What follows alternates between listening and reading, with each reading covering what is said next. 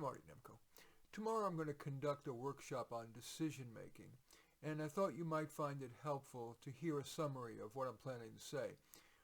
The workshop's going to focus on the following common workplace situations, plus thoughts on the role of emotion and of gut feeling in making a decision.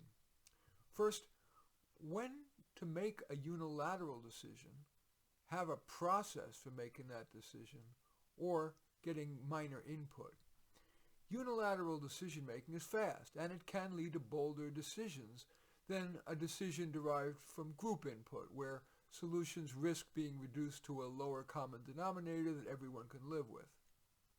Initiating a process increases buy-in, and it uses the collective intelligence of the group, but it does risk the aforementioned tepid solution. Getting minor input is, of course, the middle ground. Examples of minor input include asking one trusted person or two, within or outside your organization, or emailing your draft idea to stakeholders for input after which you unilaterally decide. Of course, the right approach depends on the risk-reward of that situation. For example, how important is this situation? Is this decision, that is? If it's a critical one, that's a point in favor of a process. Does a unilateral decision's speed and you're feeling confident that your solution is good outweigh the risk of being wrong and or having stakeholders object to not having been heard? For example, a college has an unused building, which you want to convert to a conference center. Quick decisions can make that available within a year, more quickly yielding money and service to all who would rent the conference center, whereas the commonly slow process could require years. Yet that slow process could result in a wiser plan with fewer missteps. That would also foster broad buy-in, which would encourage stakeholders to support and promote the conference center. Another important workplace decision is deciding whether to do it now or later. Of course, that applies both personally as well as in the workplace. Sometimes it's wise to wait, for example, if you have more important or more time-sensitive priorities. Or maybe time would likely reveal important information that would inform what you would do. Or you know that you'll feel more like doing the task later. But more often, people delay unpleasant tasks, inaccurately telling themselves that they'll probably feel more like doing it tomorrow. So, if you're considering deferring a task, be honest with yourself. How much more likely are you to do the task later rather than now? In making that decision, it may help to consider your track record. Has "I'll do it tomorrow" usually worked for you? Another important decision in the workplace is whether to try to get promoted.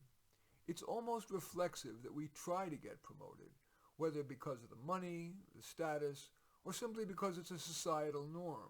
Yet, of course, we shouldn't be held hostage by convention. What's right for you is the question. Well, here are some reasons to want to get promoted. More responsibility, more challenge, more opportunity to make a difference, escape from a disliked coworker or boss, and money. I list that one last because the after-tax increase rarely benefits your lifestyle or your financial security that much compared with the benefits of the previously mentioned factors. And now here are some reasons to not want to get promoted. A realistic fear of failure, not just hurting you, but perhaps your organization and its customers. Additional work hours that you believe would be wiser to allocate to your personal life. More stress that comes with more responsibility. Belief that another person would do a better job in that promotion, thus rewarding not only that person, but the coworkers and the customers. So, what if any promotion feels right for you? And just maybe, would you be wise to take a step down? For example, I've had clients who have been promoted to management or leadership who chose to return to being an individual contributor and were happier as a result. I've also had clients who found their individual contributor job to be too challenging and were happy taking a step or two down. Of course, one example of a step down is to retire. Considering your needs as well as those of your coworkers, bosses, and customers, would you be wise to retire, either now or in a year or two from now? Of course, consider such factors as your financial security and what you would do at the time if you weren't working. Are you one of those people who would pleasantly and productively fill your days, even after the first weeks of retirement are over? If you think it's wise to consider retirement, do you want to maximize your legacy, for example, by helping to select and train your replacement? to take on a grand finale project. Certainly, up is not the only way. The next important decision in the workplace is what to do about a poor performing supervisee or a colleague. If in your place of employment, replacing a weak employee would be very difficult, time-consuming, and stressful, it may be wise to think about how to make the most of that person. If so, given that person's strengths, weaknesses, personality, and so on, which one or more of the following seems wise? Meet with the person to understand what's going on with him or her. Is the work too hard? Too easy? Does the work seem meaningless? Is the person harboring a resentment? Suffering a personal problem, family issue, physical health issue, mental health problem? You may or may not want to or be legally required to address such an issue, but you will develop a better plan and likely get more assent if you do understand what's going on. Collaboratively identify specific doable items to improve on. Sure, consider measurable items, but many important issues aren't readily measurable. For example, quality of work. For example, if the person's reports show inadequate thinking, specifically point out an example or a couple of examples of what would be adequate thinking. Provide training. You may or may not deem it a good use of your time to provide additional training for the person. If you don't, might it be provided by someone else, someone in-house or outside? Or is there an online or in-person class that would be helpful? Or should you accept the person as is? And that can be wise when you've tried the above. You're confident the person's unlikely to change sufficiently.